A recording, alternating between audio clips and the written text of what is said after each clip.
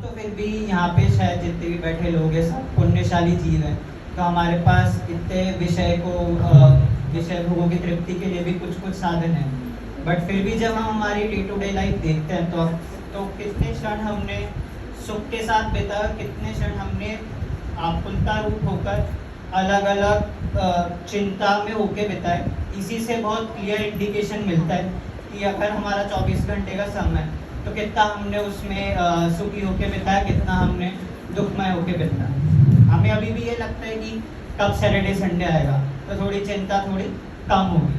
तो ऐसे देखें तो क्लियरली समझ में आता है कि निराकुलता is something that we are also looking for. And ऐसे जब कीवर्ड्स दिखते हैं हमें कि शांति चाहिए जीवन में, ऐसा कुछ चाहिए जो बिना करे हमें सब निरंतर धारा के जैसे सुख मिलता जाए, और फिर जब हम ऑप्शंस देखते हैं तो एक सिद्ध गति ही वो एक ऑप्शन दिखती है। तो मेरा ऐसा मानना है कि निर्विकल्पता में ही सच्चा सुख है। सिर्फ 20 या 30 सेकंड्स के लिए, वो तो ज़्यादा ही बोला मैंने, लेकिन सबने अपने मोबाइल की टॉर्च ऑन कर दी, तुरंत उठ के लाइट ऑन कर दी, पंखा ऑन कर दिए। तो ये तो सिर्फ उस सेकंड की बात हुई। तो मैं पूछना चाहती हूँ कि वास्तव में क्या निराकुलता में ही सुख है? लेकिन अगर देखा जाए कि निराकुलता को साइड में रख के देखा जाए भौतिक सुखता, तो अपन निराकुल सुख को भी भौतिक सुखता के आधार पर ही लेते हैं। जैसे अपन प्रवचन सुन रहे हैं, अभी लाइट का एग्जाम्पल है, पर लाइट है, पंखा है, फुल व्यवस्था है, तब हमारा मन लग रहा है कि हम आत्मा के सच्चे सुख की बात सुन रहे हैं। अगर इसी की जगह विपरीत परिस्थिति हो जाए, पंखा बंद हो जाए, लाइट चली जाए, आपसे कहें कि धूप में बैठ के 1 घंटे प्रवचन सुनना है, तो 1 घंटे तो छोड़ो, कोई 5 मिनट के लिए भी तैयार नहीं होगा कि गर्मी में कौन आत्मा की सुख सुने। इसलिए मेरा मानना तो ऐसा ही है कि आत्मा की सुख भी अपन भौतिक सुख के अनुसार ही आत्मा के सुख को पूर्ण कर सकते हैं।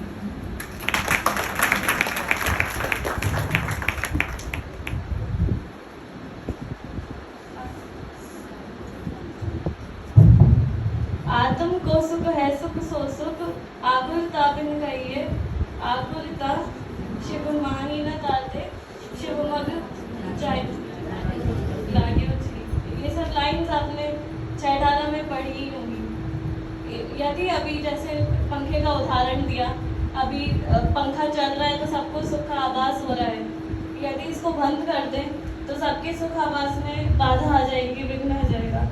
तो सुख तो वही होता है जो बिना बाधा बिना विघ्न के हो। तो असल में आत्मा का सुख ही एकमात्र निराकुल सुख है। अभी पंखे में सुख लग रहा है क्योंकि गर्मी का मौसम है, ठीक है, सुखाभास हो रहा है। अगर यही पंखा सर्दी में लगाए तो इसी चीज से दुख मिलेगा।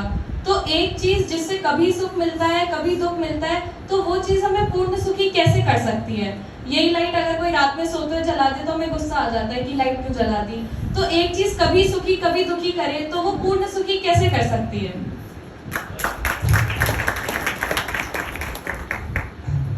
चलिए, हमने आपकी बात मान ली कि बाह्य पदार्थों में सुख नहीं है, सुख तो सिर्फ आत्मा में है।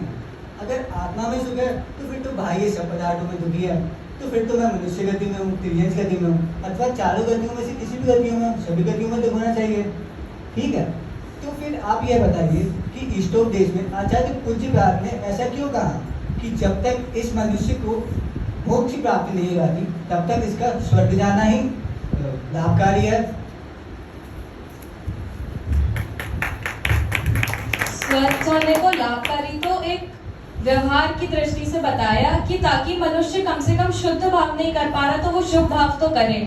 और जबकि देव गति में तो लोभ की प्रधानता बताई गई है कि देव भी एक दूसरे के इतने सुख होने के बाद भी वो एक दूसरे के सुख को देखकर जलते हैं, उनसे ईर्ष्या करते हैं कि मेरे पास ये क्यों नहीं है। नीची जाति के देव हैं, उनको ऊंची जाति के देवों से ईर्ष्या होती है। और आप अगर कह रहे हैं कि भौतिक विषयों में सुख है, तो जो संसार विषय सुख होता तीर्थंकर क्यों त्यागे, काहे को शिव साधन करते संयम सो अनुरागे। ये वैराग्य भावना में सबने पढ़ी हुई है। शांतिनाथ, कुंथुनाथ, अरनाथ जो 3 तीर्थंकर थे, वे तीर्थंकर थे, चक्रवर्ती थे और कामदेव थे। तीनों ऊंची चीजें, तीनों ऊंचे पद थे उनके पास। चक्रवर्ती के पास तो 9 रत्न होते हैं, 96,000 रानियां होती हैं, और भी कितने घोड़े हाथी सब होते हैं। तो इतनी चीजों होने के बाद भी उन्होंने ये सब छोड़ के वनवास क्यों ले लिया? और वनवास लेने के बाद भी चलो उन्हें अगर लगा होता कि आत्मा में सुख नहीं है तो वो वापस चले जाते। एक भी तीर्थंकर वापस क्यों नहीं गए? ठीक है, हमने माना कि तीर्थंकर ने कुछ भी नहीं छोड़ा, मतलब सब कुछ छोड़ के वो निर्गंत हो गए, मुनि बन गए, मोक्ष चले गए। ठीक है, लेकिन मेरा एक क्वेश्चन है, तीर्थंकर मोक्ष चले गए, भगवान की दिव्य ध्वनि खेल नहीं रही है, एकमात्र शास्त्र आधार है, तो अपन जितना समझ सके उतना समझते हैं, लेकिन एक किसी चीज को समझने के लिए एग्जाम्पल की जरूरत पड़ती है। तो मैं आपसे पूछना चाहती हूँ कि आत्मा का सुख होता कैसा है? क्योंकि हमें बाहर जैसा सुख दिखाई दे रहा है तो हमें तो इन चीजों में ही दिखाई दे रहा है। भूख लगती है तो अच्छा खाना खाने में सुख दिखता है, जब नींद आती है तो सोने में सुख दिखता है, जब गर्मी लगे तो पंखा, एसी, कूलर, इन सब में सुख दिखता है। घूमने का मन हो तो हिल स्टेशन, नेचुरल व्यूज को देखो, ज्यादा घूमने का मन हो तो अपन कहीं और आउट ऑफ स्टेशन चले जाओ, इन सब में सुख मानते हैं। तो ये तो हमें प्रत्यक्ष में दिखाई दे रहे हैं, इसलिए हम मानते हैं कि सुख इन्हीं में है। क्योंकि ऐसी लोक कहावत भी है, जो दिखता है वही बिकता है। तो अब हमें तो यही दिख रहा है, इसलिए हम तो इसमें सुख मान रहे हैं। आत्मा का सुख होता कैसा है? आत्मा का सुख वैसा ही होता है कि जब मुनिराजों पर उपसर्ग होते हैं और सारे इंद्रियों में अनिष्ट चीजें चल रही होती है, एक भी इंद्रिय के उस पे देखे तो कोई भी चीज ऐसी नहीं होती जो उसके सुख में कंट्रीब्यूट कर रही हो। बट फिर भी मुनिराज अपने ध्यान में उतने ही मग्न, उतने ही लीन रहते हैं, उसमें उनको उतनी ही ज्ञान की धारा बहती हुई दिखती है, जिसमें उतना ही सुख उनको आभास होता है। तो कोई सुख अतीन्द्रिय सुख है जिसका एग्जिस्टेंस हमें हमारे मुनिराजों को देख के मिलता है, हमारे शास्त्रों में जो एग्जाम्पल दिए उनको देख के मिलता है। परंतु जो मुनिराज को उपसर्ग सह रहे हैं तो उन्हें हम भौतिक साधनों से भी मिटा सकते हैं। जैसे कि आज अभी जैसे पंखा, गर्मी लग रही हो तो पंखा चला दिया जाए। अभी ये लोगों के जैसे यहाँ पे कुर्सियाँ हटा दी जाए तो ये लोग इनके पैरों में दर्द होगा तो इनको दुख होएगा, तो हम भौतिक साधनों का से भी मतलब सुखी हो सकते हैं। भौतिक साधनों से तो सिर्फ सुखाभास हो सकता है। आपने कहा कि ठीक है, माना अभी जो आपने वो बताए दिक्कतें, प्रॉब्लम्स, वो तो शरीर की प्रॉब्लम्स हैं। अब जो सुख होता है वो वैसे बाधा रहित होना चाहिए, पराश्रित नहीं होना चाहिए और निरंतर होना चाहिए। ये 3 चीजें तो हमें लगती है ना कि सुख हो तो वो कंटिन्यूअसली होता रहे, बीच में उसमें विघ्न ना आए या वो किसी के ऊपर डिपेंडेंट ना हो। ये लाइट, पंखे, कुर्सी के ऊपर सुख हमारा डिपेंडेंट नहीं होना चाहिए। तो ये सुख आप बताइए किसी भी भौतिक वस्तु में मिल सकता है। ये तीनों क्वालिटी किसी भी एक चीज से पूरी हो सकती हैं। ये सिर्फ और सिर्फ आत्मा के सुख से प्राप्त हो सकती हैं। आप बताइए कि आपको अच्छा खाना मिलता रहे, इसमें ज्यादा सुख है, या कभी भूख ही नहीं लगे, इसमें ज्यादा सुख है? और इस सुख की बात हम अकेले ही थोड़ी कर रहे हैं, इस सुख की बात तो श्लोक देश में आचार्य देव ने भी करी है कि स्वर्ग जैसा सुख ना तो कहीं है, ना कहीं मिलेगा और ना कभी मिल सकता है। वहाँ पर तो असीम सुख है और वो तो बाधा रहित भी है, वहाँ पर कोई बाधा नहीं है। जब मन करता है अपना आकार छोटा कर लो, जब मन करे बड़ा कर लो, जब भूख लगे तो कंठ में अमृत झर जाता है। वहाँ पर किस चीज की बाधा है? सुख तो स्वर्ग में है, फिर आत्मा के सुख के लिए हम पुरुषार्थ ही क्यों करें जब इतना बाधा रहित सुख हमें स्वर्ग में ही मिलता है?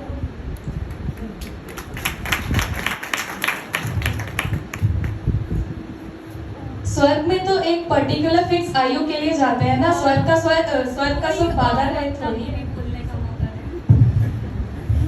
आयु पूर्ण होने का डर होता है वहाँ पे कहीं देव नीचे जाति के होते हैं, कहीं उनको विमान बनाया जाता है, तो वहाँ पे भी दुखी है। सुख कहीं नहीं है आत्मा के सिवाय। अगर संसार में कहीं सुख है ही नहीं, हर चीज पे सुखाभासी है, तो फिर ये सभी लोग मंदिर क्यों आते हैं? भाई आडम्बरों का सहारा क्यों लेते हैं? हम पुण्य कमाते ही क्यों हैं?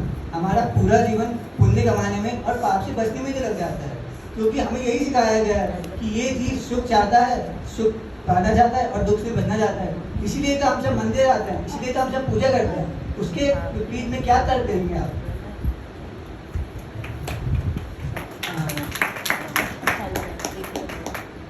मंदिर आने से अगर कोई आपको ये कहता है कि आपके सारे विषय भोगों की पूर्ति हो जाएगी और आपके पुण्य का उदय होगा, तो वो गलत शिक्षा दे रहा है।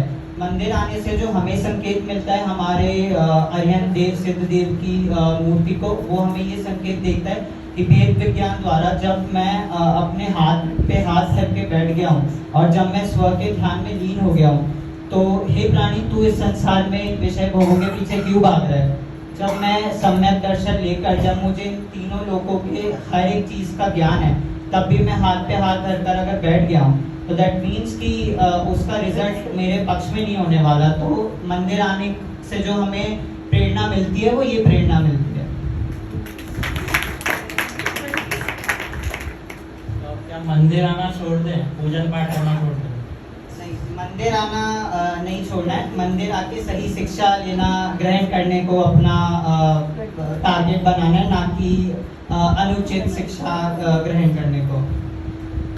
जब हम शुद्ध भाव की कोशिश करते रहेंगे तभी तो उसमें नहीं जाकर शुभ भाव बनेंगे। अगर हम माइंड में ही रख के चलेंगे कि हमें शुभ भाव ही करना है, तो उससे तो पाप ही बनेगा।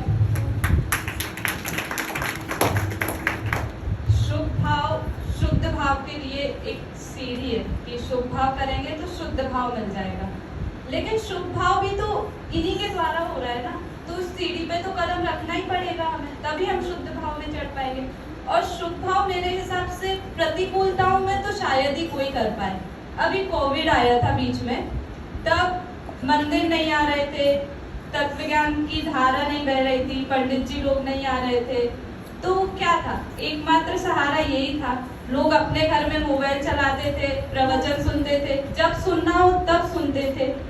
तो उस टाइम की भी हम सोचे तो ये भौतिक सुख ही हमारे लिए शुभ भाव करने के और शुभ भाव पूर्वक शुद्ध भाव करने के लिए साधन बनते हैं।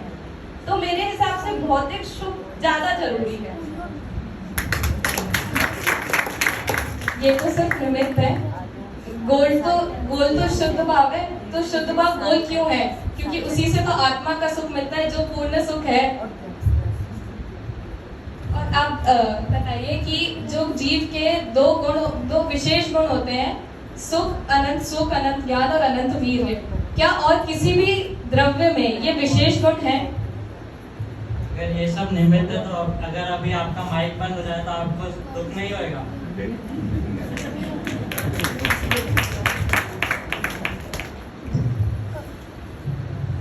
अगर शॉर्ट टर्म में देखें तो दुख होगा, बिल्कुल होगा, बट वही हमारा आगम भी सिखाता है कि अगर आप भौतिक सुख को आप छोटी दृष्टि से देखेंगे, आगम की दृष्टि से नहीं देखेंगे और उसी को अपना एंड गोल मानेंगे, तब तो वो इस संसार भ्रमण का ही कारण बनेगा।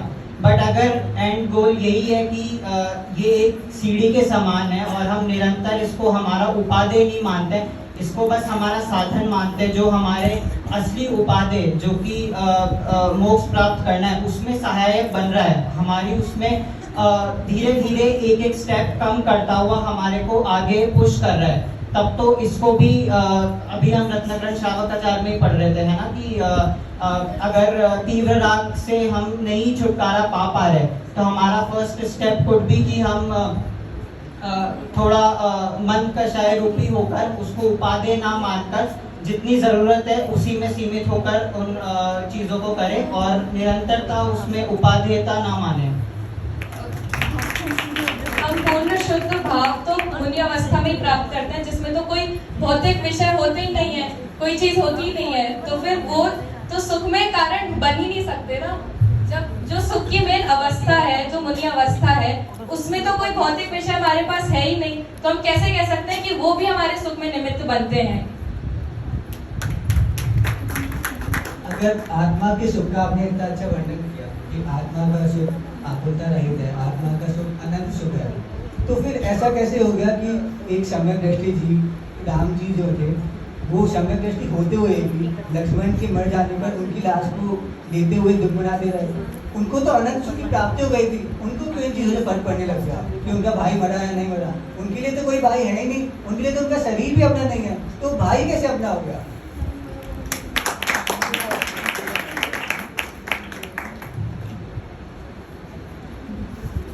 एग्जैक्टली हो गया था कि नहीं वो उसमें मुझे डाउट है, बट वो कहते हैं ना कि सम्यक दृष्टि भी व्यवहार से अपने चीज़ें होती हुई मतलब होता है व्यवहार से, बट अंदर से तो यही चल रहा होता है कि ये जो था वो क्रमबद्ध में लिखा हुआ था, इसमें किसी का ना तो कोई करता है, ये ऐसा ही होना लिखा गया।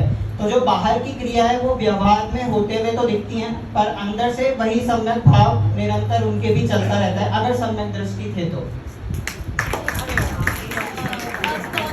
अपने कंक्लूजन पॉइंट्स पेश करें।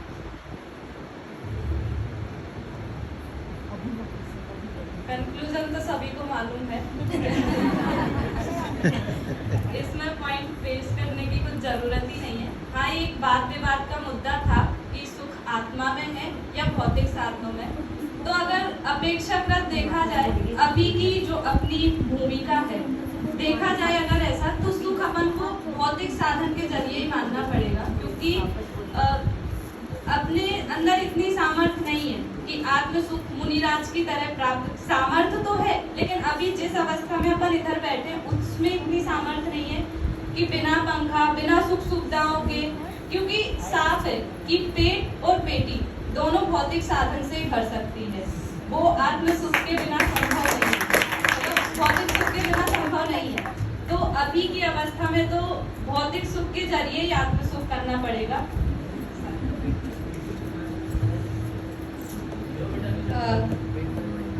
अंत में तो बस यही कहेंगे, सोचा करता हूँ भोगों से बुझ जाएगी इच्छा ज्वाला, परिणाम निकलता है लेकिन मानो पावक में घी डाला। हम जितना ही अपनी इच्छाओं की पूर्ति करना चाहें, भौतिक विषयों में सुख ढूंढें, लेकिन सुख इस संसार में है नहीं, सिर्फ सुखाभास हो सकता है और वो भी सिर्फ क्षणिक हो सकता है। बहुत एक क्षण से ज्यादा तो वो सुखाभास भी नहीं चलेगा। तो सच्चा सुख तो केवल और केवल आत्मा में ही है, जो सम्यक दर्शन प्राप्त करके ही हो सकता है।